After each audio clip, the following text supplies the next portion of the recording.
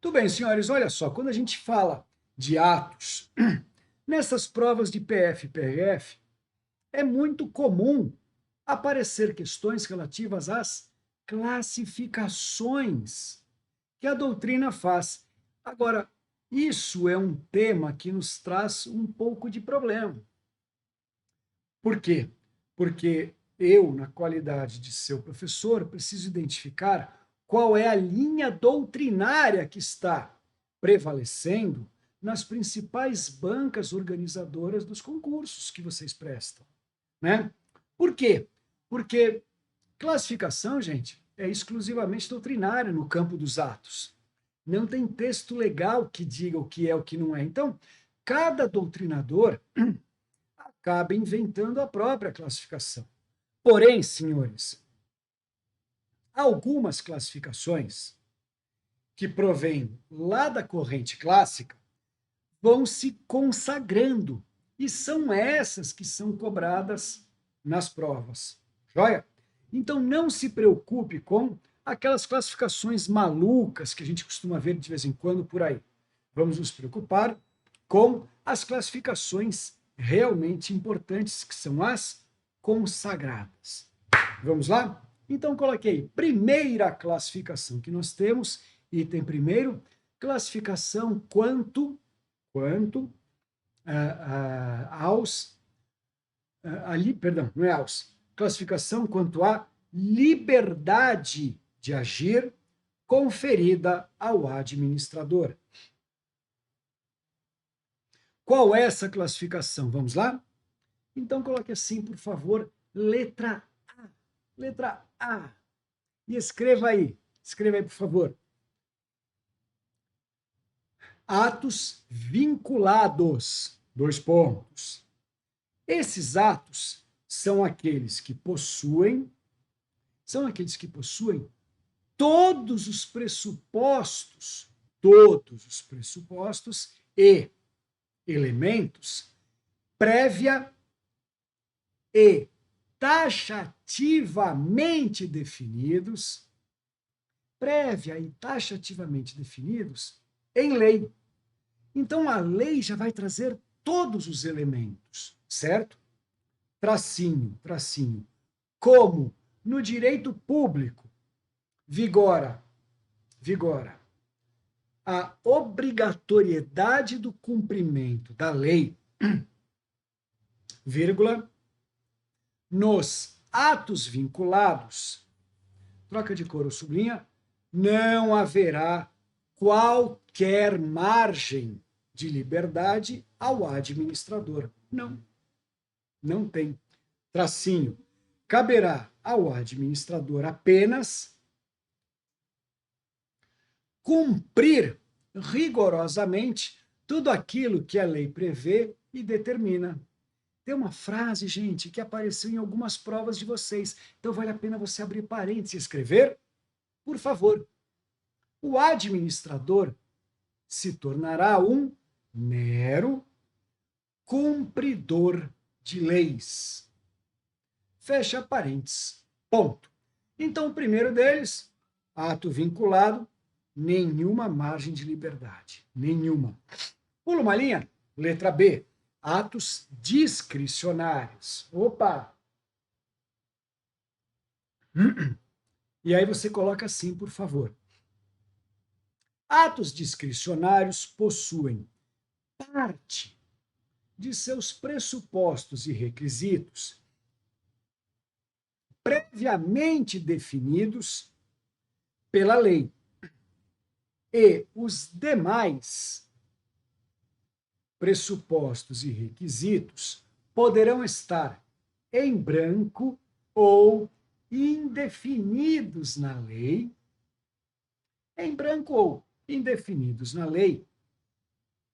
para que o administrador preencha de maneira motivada, conforme os critérios de oportunidade e de conveniência que o administrador decidirá caso a caso. Ponto. Então, analisando e comparando esses com os atos vinculados, que a gente percebe, ponto mesma linha. Logo, atos discricionários conferem uma pequena parcela de liberdade de agir ao administrador quando ele for decidir a oportunidade e a conveniência. Legal? Fez sentido? Porque é importante fazer sentido, tá? Ponto. Agora, e o terceiro tipo, hein? Coloca aí letra C. Atus ad nutum. Você não tem a obrigação de saber o que é ad nutum, tá? Não seja tão rigoroso como com você mesmo. Você não tem a obrigação de saber. E nem de como é que escreve. Então, coloca aí, atus ad nutum. Esse ad são só duas letras, letra A e letra D de dado, ad. E a segunda palavra, nutum. N de nariz, U, T, U, M de Maria, nutum. O que são atos ad nutum? Coloque aí, são atos que podem ser praticados pelo administrador, independente de qualquer motivação. Opa! Opa! Coloca aí tracinho. Esses atos conferem uma maior liberdade de agir em relação aos atos discricionários. Joia? Ponto. Então, quando falarmos da primeira forma de classificação, estamos nos referindo à liberdade de agir. E essa liberdade de agir é definida dessa forma: ato vinculado, nenhuma; ato discricionário, um pouco; ato ad nutum, um pouco mais. Joia? Pula uma linha. Segunda classificação cobrável nas provas de vocês, coloque aí. Classificação conforme os destinatários. Opa! Conforme os destinatários. Vamos lá? Letra A. Atos unilaterais. Unilaterais. 2 pontos. Coloque assim, por favor. É a regra geral dos atos administrativos. Então, essa é a regra geral dos atos administrativos. Ok? É a regra geral dos atos administrativos. Tracinho. Quando a administração irá se impor sobre o particular ou sobre os particulares em geral, independente de concordância ou participação desses.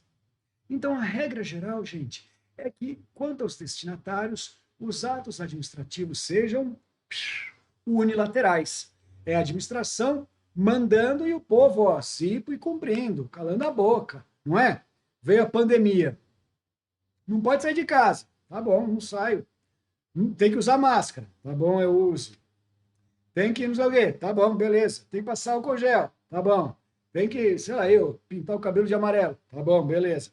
Entendeu? Então, vem esses comandos e a gente vai cumprindo. Então, a regra é que a administração atue sobre todos nós de maneira unilateral. Pule uma linha, letra B.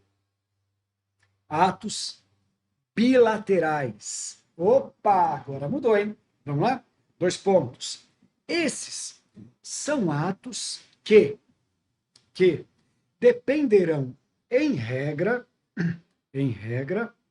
da prévia solicitação ou requerimento pelo particular, e então a administração irá impor exigências ou outras necessidades que o particular deverá atender, então o particular tem que atender, para que então possa gozar dos benefícios que o ato irá trazer. Joia? Gente, esse aí já não é a regra geral, então a gente tem que colocar exemplo para você entender melhor, tá? Coloquei exemplos: licenças e alvarás. Ah, professor, peraí. Alvará não é espécie de licença? Tá, gente, só que para bancas FCC, CESP, Sebrasp e tem mais uma que eu vou lembrar já já. Eles costumam tratar licenças e alvarás como itens independentes. Então você vai ter que saber assim, tá? Às vezes a gente tem que errar junto com a banca que escolheram para a nossa prova. Paciência. Então, o primeiro tipo são os atos unilaterais. Segundo tipo, atos bilaterais. Terceiro tipo, linha de baixo, letra C, atos multilaterais. Opa! O que diabos é um ato multilateral? Vamos lá? Coloque aí. São os atos que a administração ou o governo, olha aqui mudou a redação, tá? Ou o governo decretam sobre todos indistintamente. Abra parênteses. Pessoas físicas e jurídicas, públicas e privadas. Então vai recair sobre todo mundo. Fecha parênteses, fecha parênteses. E esses atos, em regra, são indivisíveis e abstratos. São comandos gerais, são regras gerais. Professor, dá um exemplo? Opa, Sidor, vou dar o melhor de todos. Coloca aí. Exemplo. Fato do príncipe. Ah, pessoal, já ouviu falar nessa bobagem aí. O que é fato do príncipe? Quer dizer, tem fato da princesa, fato do rei, fato da rainha, do bobo da corte? Não, não tem. Só existe fato do príncipe, tá? Então esqueça a monarquia e se concentre um pouco aqui em mim. Fato do príncipe, what's got Swiss? Coloque aí. O fato do príncipe é um comando, uma ordem, uma determinação da administração ou do governo compulsória e coercitiva, que vai recair sobre todos indistintamente, pessoas físicas e jurídicas, públicas e privadas, ok? Na defesa de relevantes interesses públicos ou coletivos. Exemplo, as restrições que sofremos de maneira generalizada durante a pandemia da Covid, do coronavírus. Joia? Então, segunda classificação quanto ao destinatário. Terceira classificação, linha de baixo, coloquei. Terceira classificação é quanto à estrutura e formação do ato. Essa é um pouquinho mais enroladinha, então eu vou começar citando os nomes para você ir se adaptando. Aí depois eu vou explicar um a um, tá bom? Coloque assim: quanto à estrutura ou formação, os atos são divididos em simples, complexos e compostos. Simples, complexos e compostos. Agora sim, você pode pôr 2 pontos que a gente vai trabalhar cada um deles. Vamos lá? Coloca aí, 2 pontos. Letra A, ato simples. O que é um ato simples, gente? Coloque assim junto comigo, por favor. É a regra geral dos atos administrativos. Então, na regra geral, eles são simples. Tracinho. Quando um agente ou órgão executar uma atribuição descrita em lei, para então aperfeiçoar o ato e, ao final, permitir a geração do efeito pretendido pela lei. Então, isso aí é a regra geral. Eu não vou nem perder tempo dando exemplo, que nem precisa, né? A regra geral. Quase todos os atos são simples. Pula uma linha, letra B. Atos complexos. Agora vai começar, né, a parte um pouco mais enjoadinha. Coloca aí. Atos complexos. 2 pontos. 2 agentes ou órgãos distintos deverão executar uma mesma atribuição. E, ao final, quando a atribuição estiver completa, o ato irá se aperfeiçoar, podendo, então, gerar os efeitos previstos em lei. Joia? Ponto. E esse aí, meus amigos, eu preciso dar exemplo, tá? E graças a Deus, as bancas usam sempre o mesmo, então fica fácil o meu trabalho. Exemplo, nomeação de ministro do STF. Qual é a atribuição legal, gente? A atribuição é nomear, nomeação. Mas como é que funciona a nomeação mesmo? Escreva aí, para uma mesma atribuição de nomeação, caberá ao presidente da República indicar o nome, certo? E então caberá ao Senado sabatinar e aprovar o nome indicado para aperfeiçoar o ato de nomeação, permitindo então dar posse ao novo ministro. Joia? Esse é um ato complexo. Pula uma linha. Ato composto. Vamos juntos? Coloque assim: dois agentes ou órgãos distintos executam cada qual a própria atribuição. Então, aqui, cada um vai fazer a própria atribuição. Joia? E, ao final, a reunião das duas atribuições preenchidas irão aperfeiçoar o ato, permitindo que gere os efeitos previstos pela lei. Sacou? É diferente, hein? Você viu que é diferente. Coloca aí, exemplo. O exemplo, gente, é bastante pedagógico. Coloque aí, para o ato de dispensa licitatória, esse é o ato, dispensa licitatória, é necessário que o presidente da comissão de licitações faça um parecer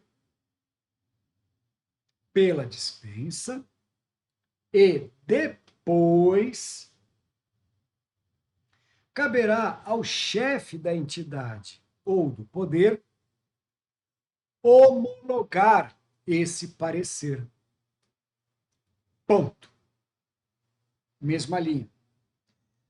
Quando tivermos parecer com homologação, então poderá ser exercido o ato composto de dispensa da licitação.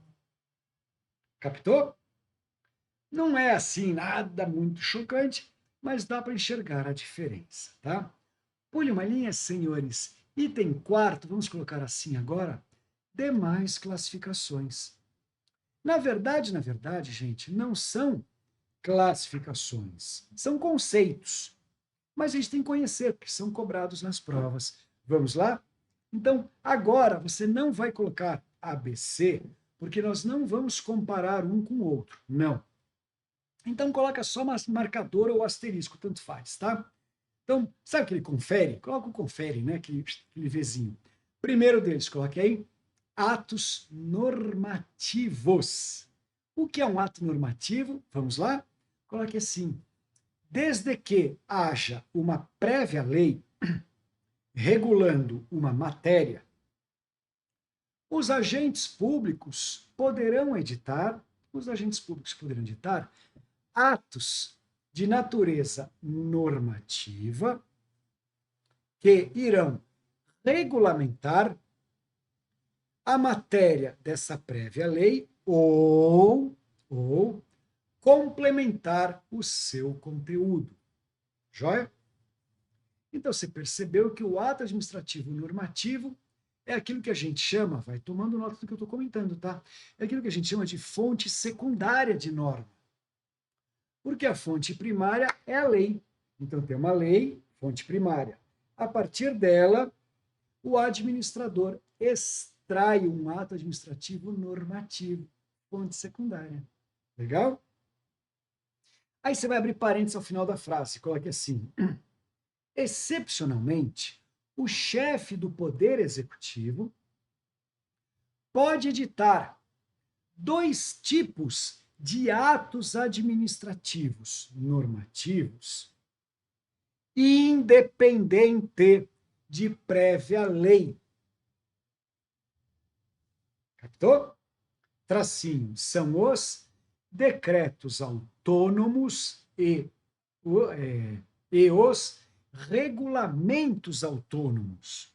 Decretos autônomos e regulamentos autônomos, previstos no artigo 84, inciso 6º da Constituição Federal. Joia? Então, esses daí são, né? Esse é o primeiro deles, é o ato normativo. Pule uma linha, próximo confere, né? Próximo xizinho, próximo asterisco, coloque aí. Atos ordinatórios. O que é um ato ordinatório, meus caros? Vamos juntos? Coloque aí. Atos ordinatórios são atos, em regra, expedidos pelo chefe ou dirigente da entidade, que irá regular o funcionamento interno daquela estrutura administrativa. Joia? Então, vamos ter são chamados atos ordinatórios. Então, são avisos, circulares, ordens de serviço, etc. Beleza? E o último tipo, senhores, linha de baixo, coloquei. Então, já foi. Peraí, só para organizar na cabeça. Então, já foi o ato normativo, ato ordinatório, sim. O último deles, linha de baixo, coloquei atos negociais. O que são atos negociais, meus amigos? 2 pontos. São os atos de natureza bilateral que irão estabelecer entre o particular e a administração uma dada relação para que, ao final, o particular possa gozar de um direito ou de um benefício. E quais são os principais exemplos? Você já trabalhou comigo, coloquei exemplos, alvarás e licenças. São esses que são explorados na prova. Então, esses são chamados atos negociais. Joia? Com isso, então, meus caros, pegamos as principais classificações dos atos administrativos do jeito que são cobrados nas provas de PF e de PRF. Tá? Qual é o seu papel aqui? O seu papel aqui é memorizar bem cada uma dessas categorias e não confundir. Porque quando cai na prova, e cai bastante, depois do que eu te expliquei, pelo amor de Deus, né? É ponto dado, tá? Você não tem o direito de ser ex-aluno meu e errar isso aí, pelo amor de Deus, hein? Combinado? Então é isso, meus caros. Próxima aula, vamos finalizar o nosso estudo sobre os atos administrativos. Valeu? Muito obrigado, caprichem, bons estudos.